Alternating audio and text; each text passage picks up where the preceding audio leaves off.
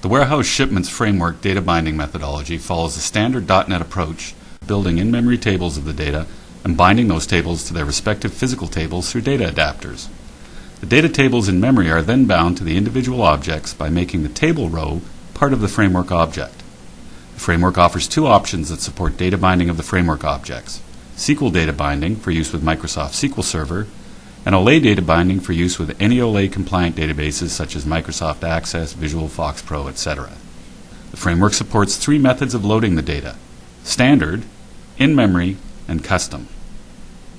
The standard data binding loads the tables in the order they are needed to generate the specific objects.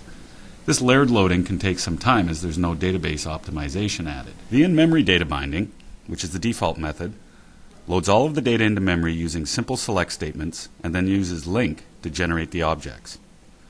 This avoids multiple join statements and custom coding to convert the data into objects, which provides much better performance in the loading process.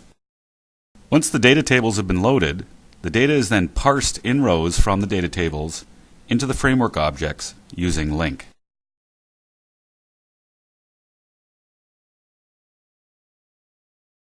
The customized data binding option allows the developer to custom code the loading and the binding of the objects in any fashion they choose.